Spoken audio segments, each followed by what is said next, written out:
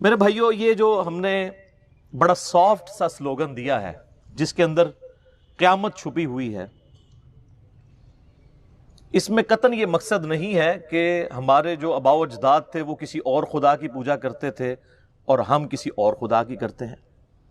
اس میں میسج یہ ہے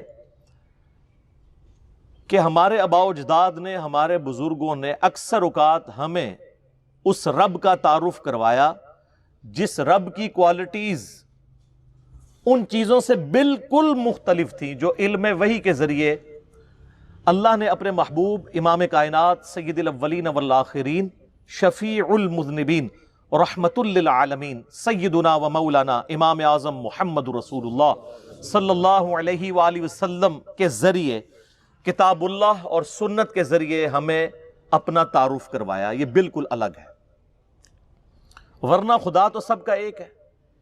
ہم مسلمان اسے اللہ کہتے ہیں، کوئی اسے بھگوان کہتا ہے، کوئی اسے خدا کہتا ہے، کوئی گاڈ کہتا ہے، اور کوئی سپریم بینگ یا سپر نیچرل ایجنسی کہتا ہے۔ اللہ سب کا ایک ہی ہے، الہ سب کا ایک ہی ہے۔ تو سنیں میرے بھائیوں، پہلی مثال آپ نے اکثر بزرگوں کے بارے میں سنا ہے کہ جی روزانہ ایک قرآن پڑھتے تھے۔ کوئی آگے جاتا ہے وہ کہتا ہے جی رات کو کھڑے ہوتے تھے، ایک ٹانگ پہ ایک قرآن پڑھتے تھے، دوسری ٹانگ پہ کھڑے ہو کے دوسرا قرآن۔ جس نے تھوڑی لمبی چھوڑنی ہوتی ہے وہ کہتے ہیں جی 3 قرآن روز کے۔ 8 قرآن والا ورژن بھی ہے۔ سر فضائل اعمال اٹھائیں، یہ میں یعنی کوئی زبانی کلامی باتیں نہیں کر رہا ہوں، یہ وہ ٹیکسٹ بک ہے جس کے بارے میں دعویٰ کیا جاتا ہے قرآن کے بعد سب سے زیادہ دنیا میں پڑھی جانے والی کتاب ہے فضائل اعمال۔ میں تبلیغی جماعت سے بڑی محبت کرتا ہوں، آپ کو پتہ ہے۔ جہاں پہ علمی اختلاف ہے میں ضرور ریکارڈ کراؤں گا۔ مولانا طارق جمیل صاحب حفظہ اللہ تعالیٰ کے سامنے بھی سارا مقدمہ رکھا ہے، اور آپ کو پتہ ہے تبدیلی تو آئی ہے نا، پھر کلپ دیکھا ہے آپ نے، تبدیلی آ گئی ہے، وہ بھی مانتے ہیں، لیکن ان بیچاروں کا جتنا زور چلتا ہے اتنی بات کر سکتے ہیں۔ تو یہ فضائل اعمال میں لکھا ہوا ہے میرے بھائی کہ ایک بزرگ تھے روزانہ ایک قرآن پڑھتے تھے، ایک اور بزرگ کا لکھا ساتھ کہ وہ 3 قرآن روزانہ پڑھتے تھے، پھر آگے کہتے ہیں 8 قرآن بھی روزانہ پڑھتے تھے، اور پھر لکھا کہ امام ابو حنیفہ رحمہ اللہ تعالی رمضان شریف میں 61 قرآن پڑھتے تھے۔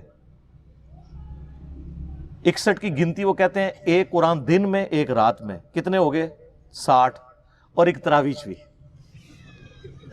ہاں جی، ایک 8 تھا، پھر تاک کرنا تھا نا انہوں نے۔ اب یہ لانا بات ہے جب 29 روزے ہوتے ہوں گے پھر کیا کرتے ہوں گے؟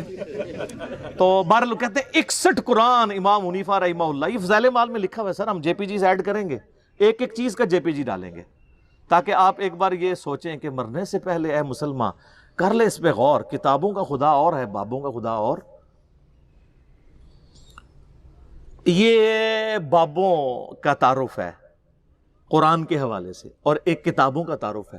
سر جامعہ ترمذی میں حدیث موجود ہے، اللہ کے محبوب صلی اللہ علیہ وآلہ وسلم نے فرمایا جس شخص نے 3 دن سے کم میں قرآن کمپلیٹ کیا، مکمل کیا، اس نے قرآن کے فہم میں سے کچھ بھی حاصل نہیں کیا۔ یہ ان کو کہہ رہے ہیں جن کو عربی آتی تھی، تو آنو تو عربی آندھی بھی کوئی نہیں۔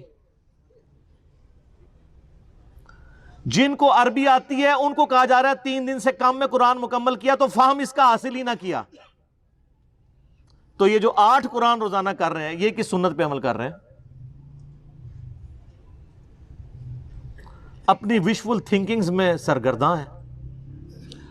اور اس سے بھی مزے کی بات صحیح مسلم میں حدیث ہے، نبی علیہ السلام نے صحابہ کرام سے فرمایا، یہ حدیث بخاری میں بھی ہے لیکن مسلم میں ڈیٹیل ہے، بخاری مسلم دونوں میں ہے، کہ بھلا بتاؤ تم میں سے کسی شخص کی استطاعت ہے کہ وہ ایک رات میں 1/3 قرآن پڑھ لے، یعنی 10 پارے، آج کی ڈیٹ میں، پارے اس زمانے میں تو نہیں تھے۔ تو صحابہ کرام نے کہا کہ یا رسول اللہ کس کی استطاعت ہوگی کہ وہ رات میں 1/3 قرآن پڑھ لے؟ ہائے ہائے ہائے ہائے ہائے، سر ہے استطاعت، فضائل اعمال میں 8 بھی آ جائے، لیکن صحابہ کرام تو بزرگ نہیں تھے نا، آپ کو پتہ ہے، وہ تو کامل ایمان مومنین تھے۔ یہ کہانیوں والے ہیں، وہ کامل الایمان اے کہانی باز۔ تو صحابہ نے کہا یا رسول اللہ کسی کی استطاعت نہیں، تو آپ نے فرمایا کہ سورۃ الاخلاص پڑھ لو، یہ 1/3 قرآن کے برابر ہے، 1/3 قرآن کے برابر ہے۔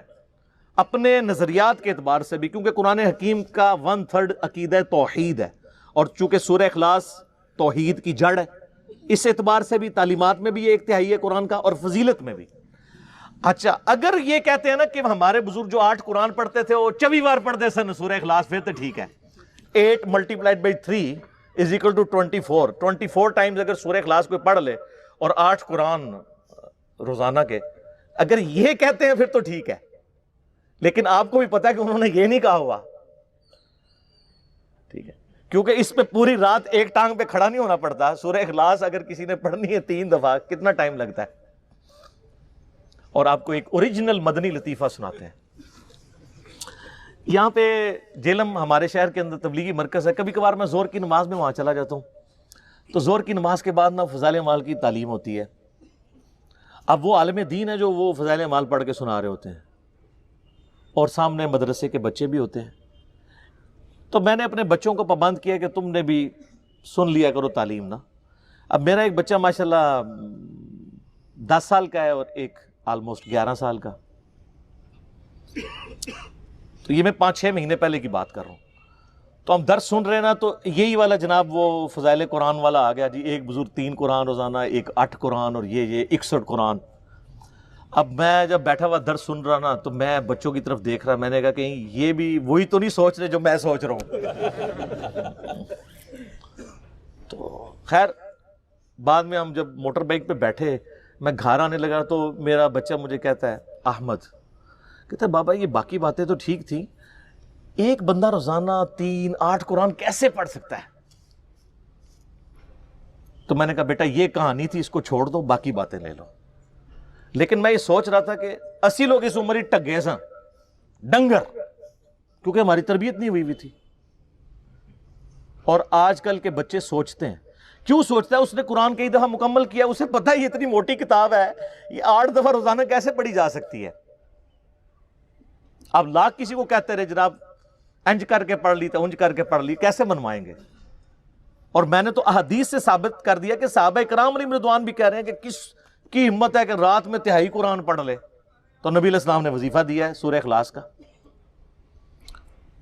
تو ہم تو یعنی یہ ساری مثالیں آپ کے سامنے اس لیے رکھتے ہیں کہ آپ کم از کم مرنے سے پہلے اے مسلمان کر لے اس پہ غور، کتابوں کا خدا اور ہے، بابوں کا خدا اور۔